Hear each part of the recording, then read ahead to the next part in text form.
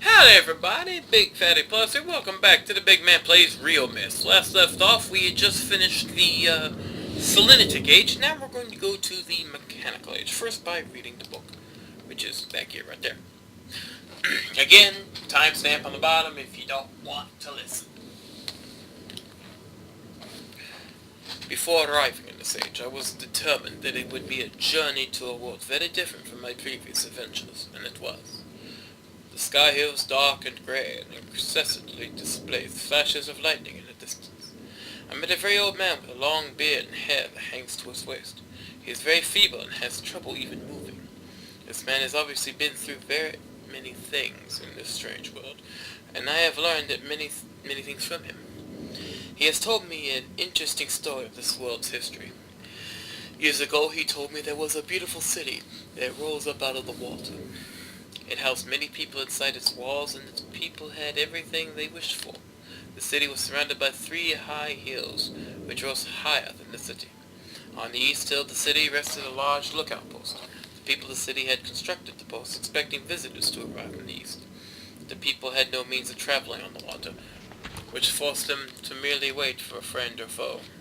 As time passed, friendly visitors brought rumors of an enemy that had existed beyond the horizon.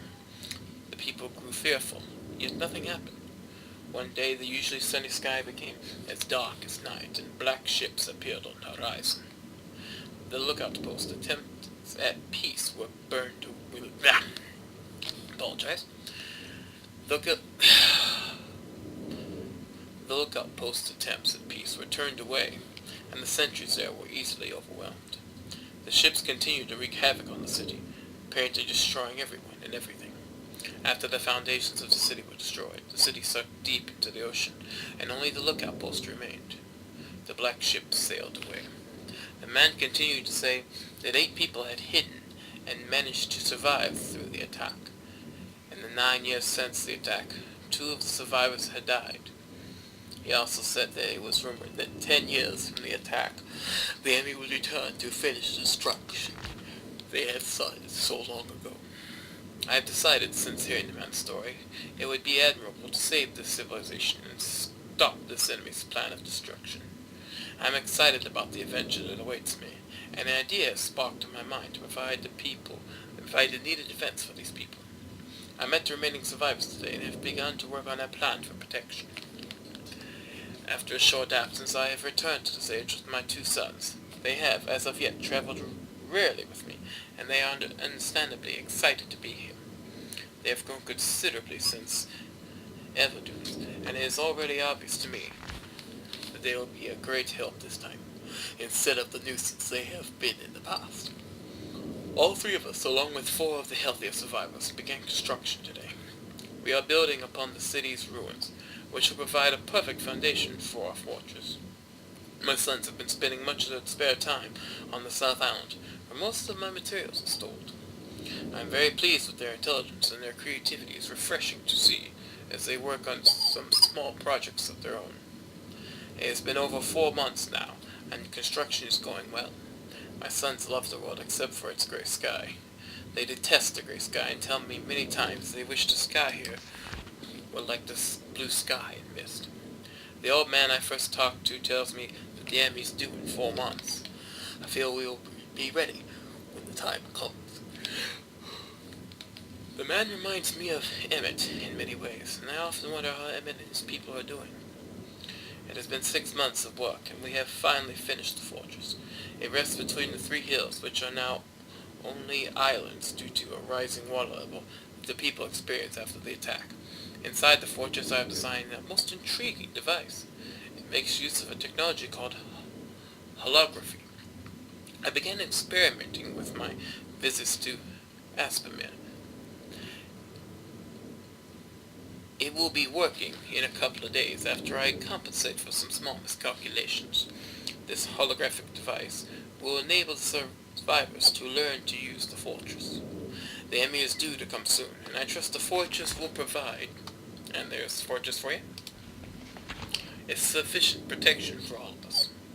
The black ships have come. Their attack was substantial. Their weapons have been stopped, and it appears they have turned away in defeat. I could not help but smile as I watched the boats leave. There's the insignia of the enemy. Last night we had a small celebration, and the old survivors danced their dances of old. My sons didn't understand why the sky had not turned back to its original blue. The old man told them that the storms would never end until the enemy was destroyed. I assured my sons that a blue sky was not worth the risk of death, and they seemed to hear me. I have had a healthy adventure, and have begun work on a new book. Once again I must leave a familiar age in search of a new universe I have begun. But first I will have an extended time with Catherine, whom I miss very much. I must also return to the people of the tide. I believe in my travels I have found a substance which will ease the pain of their bone ailments that they have long endured. I hope to return to mechanical age one day and find the population growing and my fortress still strong. Though the sky may always be black, I am comforted the people here feel a heavier darkness has been lifted from their shoulders. And that's pretty much it for that. Now, to get to the mechanical age, we've got to check this. By check this, I mean go check the lighthouse again, because I worked. I fracked up, leave me alone. And you know, I know they're trying to make a path, but, you know, you could trip on that. It's easier just to walk on the damn ground. Anyway, pardon my long day.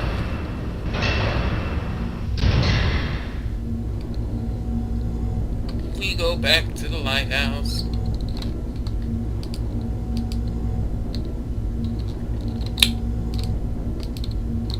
It! Dummy. Back up.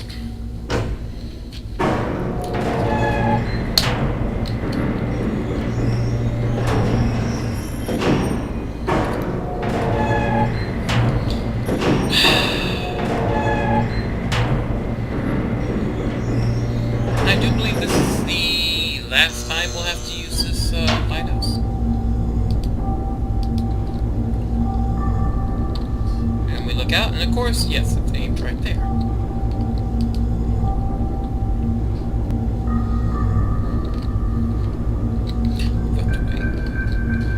But just like the rocket ship, it ain't gonna be that easy. Because now we have this.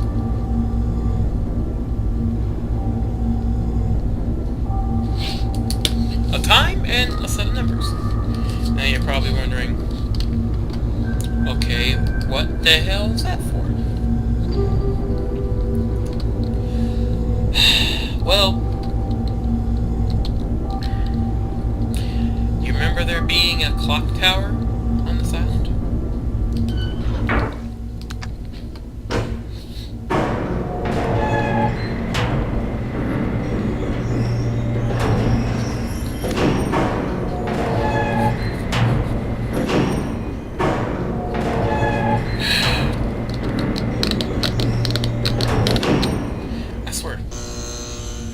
I do believe this is the last time I'll be needing that damn elevator.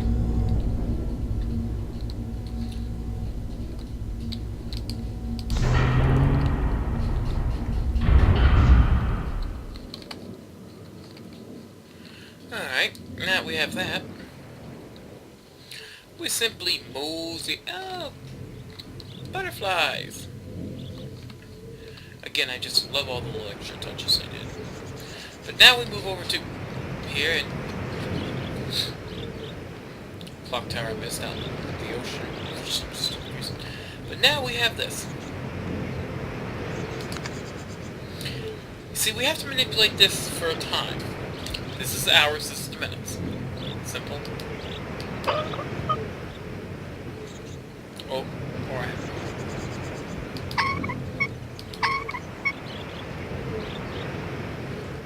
It should be 40, so 30. That's why, yeah, okay.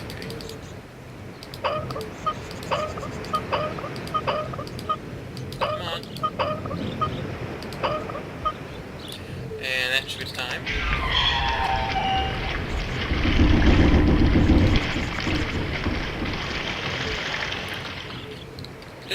That is just fracking awesome, isn't it? Go ahead and erase that one.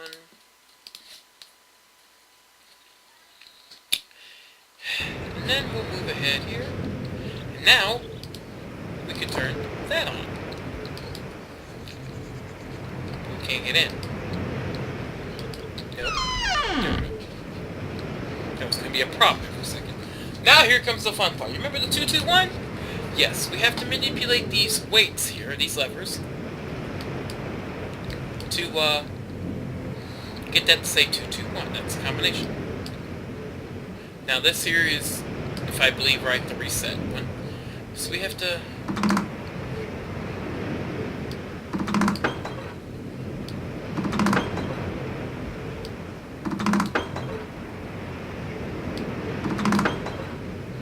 Now, if this thing gets all the way down, it'll screw it up, so I have to be...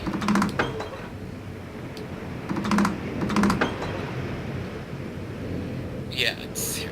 Just gotta...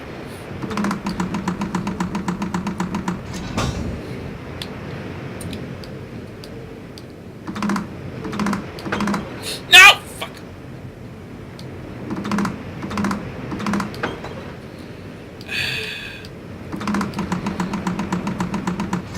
Puzzle always annoyed the living hell.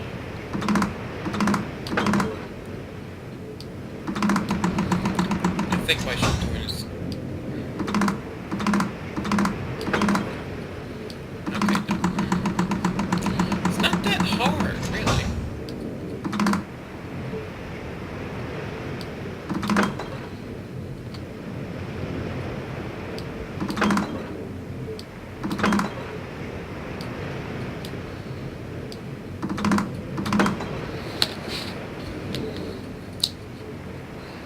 Damn it. Because if that gets all the way down, it locks it.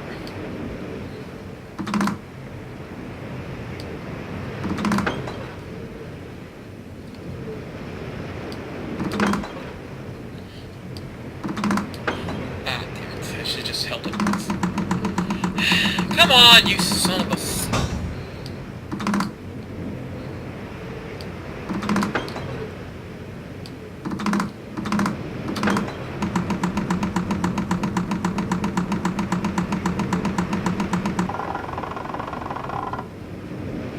And that should do it. And that is a model of that other gear, which you see now showing. And don't you just love that sound it makes? It's like ominous. It's like, oh, things will happen, my friend. Things will happen. He's making the music again, because now we have access to the final age. And, of course, we will see this final age next time on the BygMan Plays realMYST. Till then, it's Big Fatty Plus, sayonara, and we read about him working on a fortress. You know, if he wanted a fortress, he should just call Bowser. Bowser knows how to make good ones. Except when it comes to plumbers. But I don't think plumbers are the problem here.